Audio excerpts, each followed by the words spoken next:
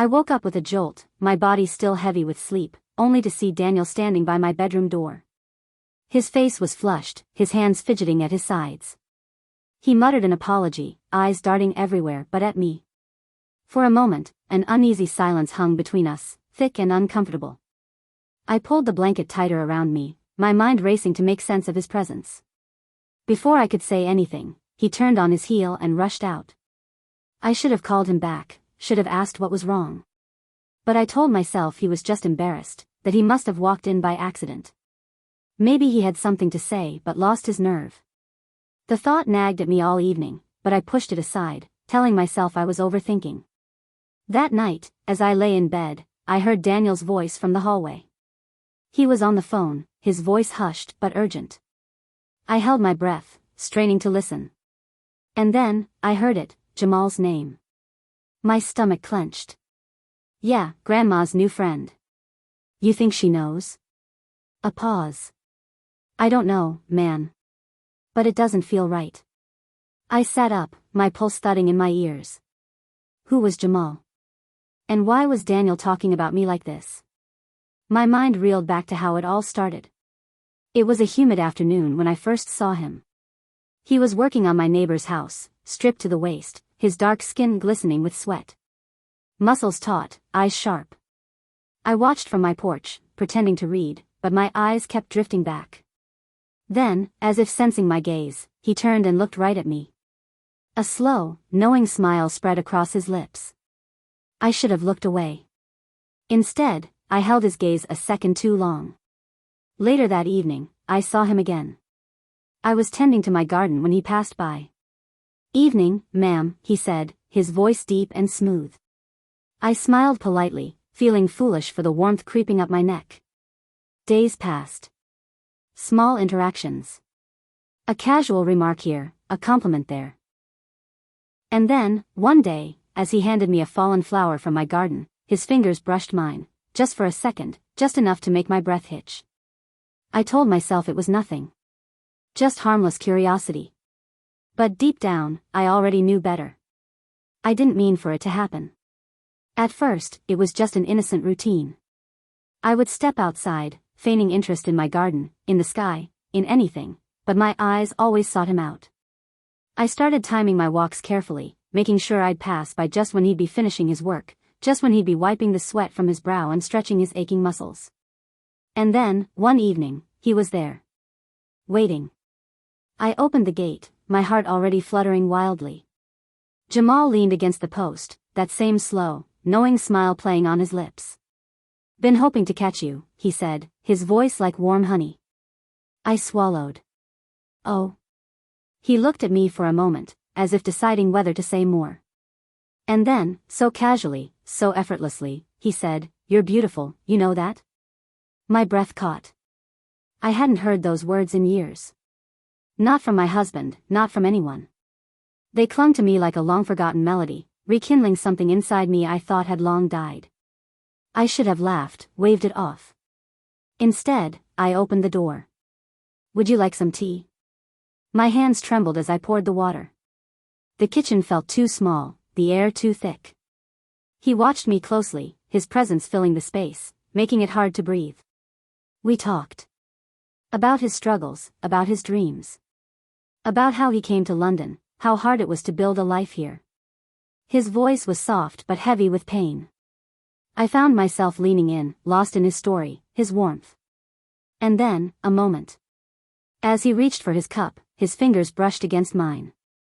It was barely a touch, but it sent a shiver down my spine. My heart pounded against my ribs, my body betraying me, screaming for something my mind refused to name. A sharp knock. I jolted back to reality.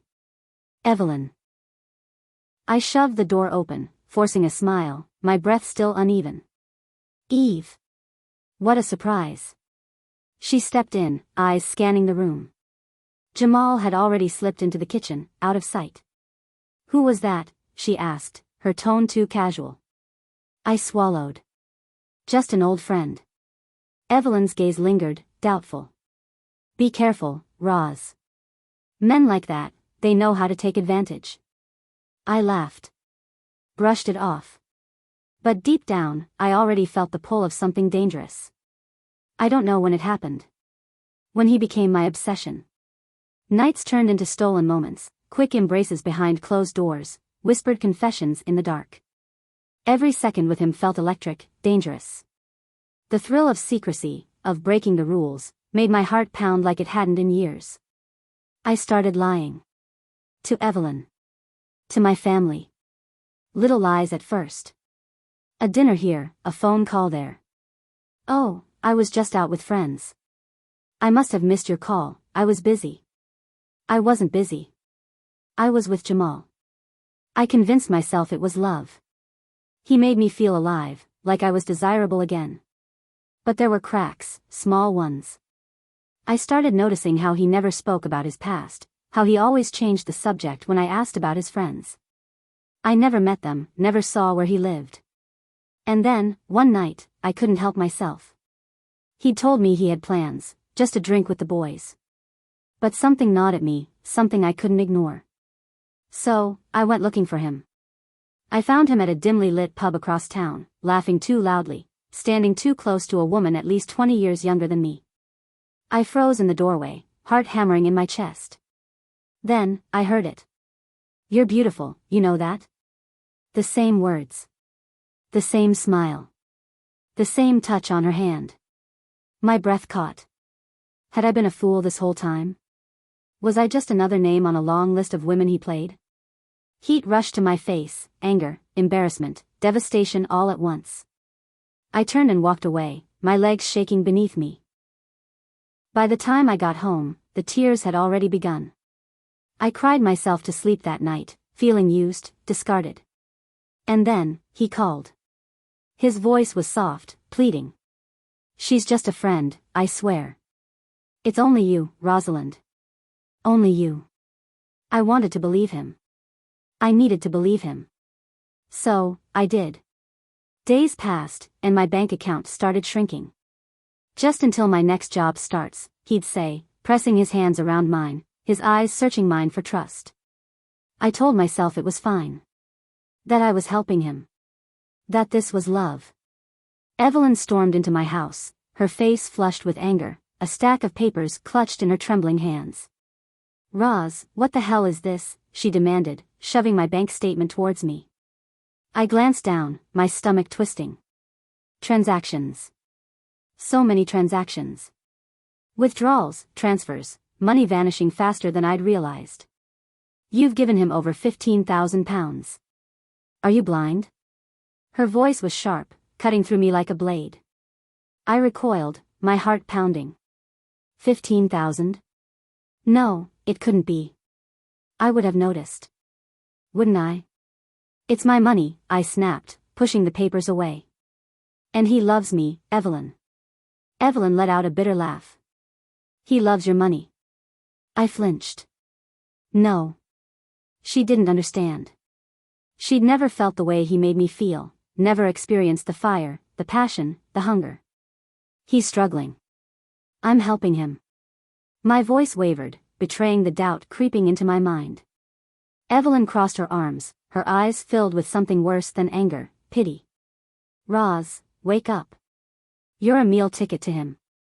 Nothing more. She left, slamming the door behind her. But the words stayed. They echoed in my head all evening, gnawing at me, unraveling everything I'd been clinging to. That night, I went to Jamal's flat. He opened the door, shirtless, his skin gleaming under the dim hallway light. I wanted to melt into him, to forget, but the words wouldn't stop. Tell me the truth, I whispered, my voice small. Are you using me? His entire expression shifted. A slow blink. A tilt of the head. Then his jaw tightened. You don't trust me? After everything I've done for you? His voice was low, dangerous. I had never seen this side of him before. His eyes darkened, his fists clenched at his sides. For the first time, I felt something other than love in his presence. I felt fear. I'm sorry, I stammered. I didn't mean. His breathing slowed. His body softened. Then, suddenly, his arms were around me, his lips at my ear. You're the only one who truly understands me, he murmured. I exhaled shakily, nodding against his chest. But I couldn't shake the cold dread creeping up my spine. I woke up to silence. A thick, eerie stillness that immediately felt wrong. The space beside me was cold. Jamal was gone.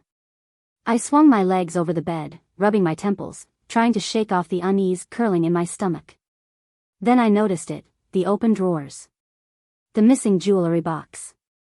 A chill shot through me. I stumbled towards the dresser, yanking open every compartment, my hands trembling. My wedding ring. My late husband's watch. The pearl necklace my mother left me. All gone. I rushed to my purse, my fingers fumbling as I pulled out my phone, logging into my bank app. The moment I saw the balance, my breath caught in my throat. 0. My knees buckled. The phone slipped from my grasp, clattering to the floor. No. No. No. No. I snatched it up and dialed Jamal's number, my heart slamming against my ribs. The number you have dialed is currently switched off. I dialed again. And again. Nothing. My chest tightened, panic clawing at my insides. I grabbed my coat, rushing out into the cold morning air. I ran to his flat. Banged on the door. A grumpy old landlord peered out, frowning at me. You looking for Jamal? I nodded frantically. He sighed. Moved out 3 days ago. Didn't leave a forwarding address. His words barely registered. My vision blurred. My body gave out. I collapsed onto the pavement, gasping, my hands clutching my chest. Evelyn found me there, curled up like a child, sobbing, shaking, broken. She knelt beside me, brushing the damp hair from my face. Her voice was gentle, but firm. I told you, Roz. I told you. I wanted to scream. To tell her she didn't understand. But what was the point? She was right. The police filed a report, but I knew the truth. Jamal was gone. Days turned into weeks. I stopped answering calls. Stopped opening the curtains. Stopped existing. Until one evening, my phone buzzed. A message from an unknown number. I'm sorry. I love you. My fingers hovered over the reply button, my heart aching. Then, slowly, I deleted it. He never loved me. He never did. The first time I spoke in the support group, my voice trembled. I sat in a circle of women, each with their own version of my story. Different names. Different faces. But the same heartbreak. A woman across from me, Claire, spoke first. She had fallen for a man who promised her the world, only to drain her savings and disappear. The woman beside her, Miriam, nodded. They know exactly what to say, don't they? She murmured, eyes distant. I swallowed hard. Yes, I whispered. I had been convinced I was special. That Jamal saw something in me no one else did. But I was just one of many. For weeks, I listened to their stories, letting their pain echo through mine. And one day, when I finally spoke my truth, all of it, I didn't cry. I just felt lighter. That's when I made my decision. I sold the house. The place where I had built a life, then lost myself in a lie. I moved to a quiet seaside town, somewhere no one knew my name or my shame. Somewhere I could start again. The mornings were quiet. I'd wake up to the sound of waves instead of regret. The air was salty, crisp, clean, unlike the suffocating weight of my past. And slowly, I started living again. Evelyn was the first to visit. She brought wine and laughter, her presence filling the small cottage with something I had forgotten existed, joy. One evening, we sat on the porch, watching the sun sink into the horizon. She turned to me, eyes warm. You're free now, Roz.